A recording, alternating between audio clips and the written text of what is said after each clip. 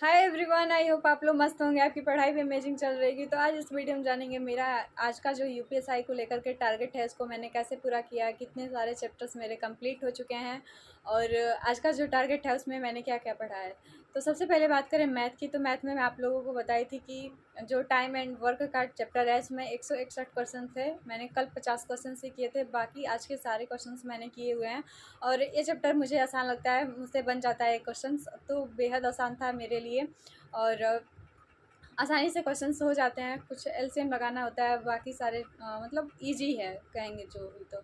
तो आसान चैप्टर्स में से एक आसान ये भी है, तो उसको मैंने किया हुआ है। और टाइम की बात करें तो टाइम तो मतलब मुझे प्रॉपर लग ही जाते हैं 2 से ढाई घंटे, और कभी कभी तो 3 घंटे मैक्सिमम लग जाता है। और इससे ज़्यादा मैं नहीं देती हूँ। अगर ज़्यादा क्वेश्चन होते हैं तो मुझे बाकी सारे चैप्टर्स को ध्यान में रखते हुए अगले दिन के लिए मैं कर देती हूँ अपने टारगेट को।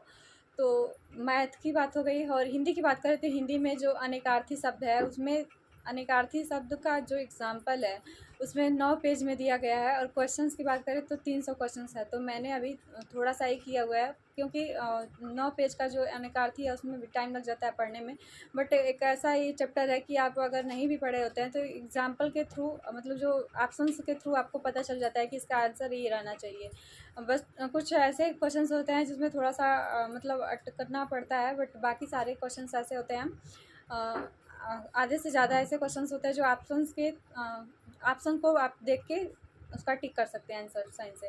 ठीक है, तो हिंदी में मैंने जो अनेकार्थी शब्द है उसको पढ़ा हुआ है और उसको 2 दिन में कंप्लीट करना पड़ेगा। आज और नेक्स्ट 2 दिन लग जाएंगे।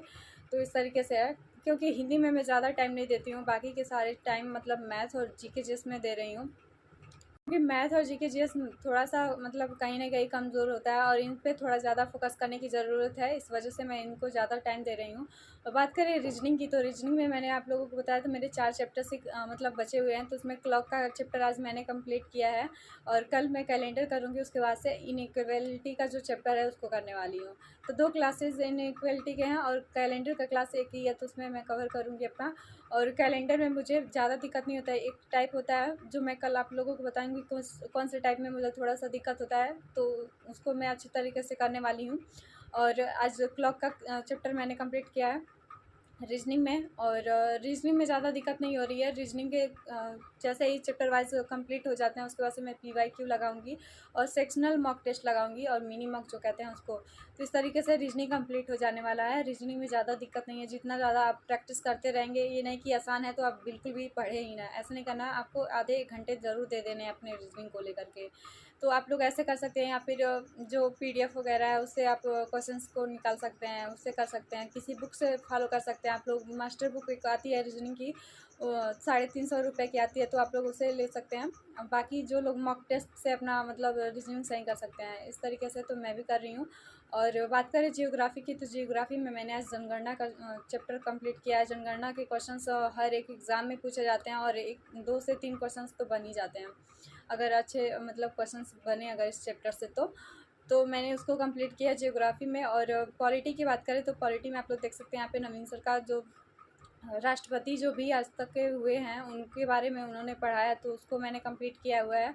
और मूल विधि की जो क्लास है हत्या का, जो मतलब कोई अगर हत्या करता है तो किस तरीके का धारा लगती है, कौन सा उसमें पनिशमेंट होता है, फाइन क्या होता है, जेल कितने का होता है और फांसी कब दी जाती है, तो ये सारी चीज़ें थी मूल विधि में। तो मूल विधि में मैंने कंप्लीट कर लिया है उसका मतलब मूल विधि राम सर का जो 11th क्लास है उसको मैंने किया। इसमें टोटल 14 क्लासेज हैं, तो 3 क्लास और बचा हुआ है। 1 शॉर्ट वीडियो मैं देख रही हूँ, तो इसमें थोड़ा थोड़ा जो मोस्ट इम्पॉर्टेंट चीज़ें हैं उसको ही कराया गया है, तो इस वजह से मैं देख रही हूँ। मूल विधि इतनी मतलब बड़ी मतलब ज़्यादा इसमें धाराएँ इतनी ज़्यादा हैं कि आप पूरा तो याद नहीं कर सकते हैं, तो जो इम्पोर्टेंट है बस उन्हीं चीज़ों को देख रही हूँ मैं।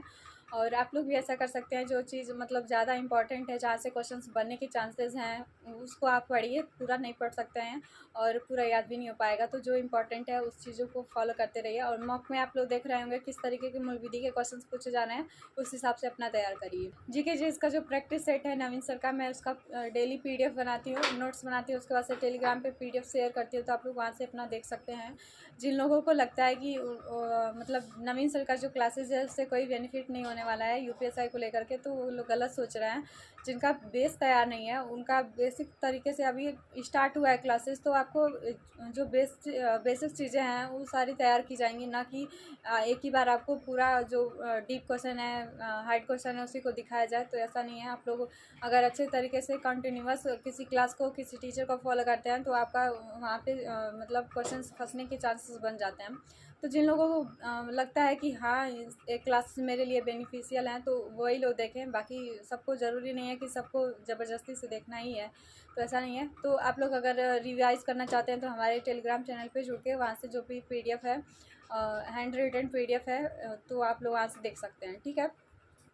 और जिन लोगों को लगता है कि मतलब मैथ में ज़्यादा दिक्कत हो रही है, मैथ से डर लग रहा है, तो वो लोग क्या कर सकते हैं, तो मैथ के लिए प्रॉपर एक ही चीज़ है, जो अपना मतलब अपना सिलेबस कंप्लीट करिए, चैप्टर वाइज कंप्लीट करते चलिए। जो लोग सोच रहे हैं कि अभी UPSI का जो नोटिफिकेशन है वो नहीं अभी तक नहीं आया है, जो वैकेंसीज़ का है, फॉर्म फिल डेट नहीं आया हुआ है, तो मतलब वो लोग तैयारी नहीं कर रहे हैं, सोच रहे हैं कि जब डेट आ जाएगा, फॉर्म फिल होने लगेगा, तब अपनी तैयारी शुरू करेंगे। तो आप लोग ऐसा मत करिएगा, क्योंकि अगर आप ऐसे सोचते हैं तो मतलब आप भी पीछे रह जाएंगे, क्योंकि काफ़ी लोग काफ़ी स्टूडेंट जो हैं शुरू से ही तैयारी करने लगे हुए हैं।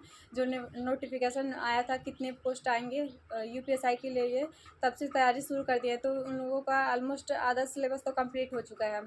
तो अगर आप लोग भी लास्ट में शुरू करने वाले होंगे तो आपका सिलेबस भी कंप्लीट नहीं हो पाएगा, आप प्रैक्टिस और जो रिवीजन है वो भी नहीं कर पाएंगे अच्छे तरीके से। तो अगर आप चाहते हैं कि इसी साल आपका मतलब कंधे पे सितारे, तो आप लोग अच्छे तरीके से अपना सिलेबस पूरा करते हुए चलिए, और साथ ही साथ PYQ और मॉक टेस्ट अच्छे से दीजिए। मॉक का एनालिसिस भी बहुत ज़्यादा ज़रूरी है, ताकि आपको नेक्स्ट मॉक में वो सारी गलतियां ना कर पाएँ आप लोग, अच्छे से आपको पता रहे कि आप क्या गलती कर रहे हैं, उसको अगले मॉक में ना दोहराएं। इस तरीके से आगे बढ़िए। Best of luck. आप लोग अच्छे तरीके से अपनी तैयारी करते रहिए।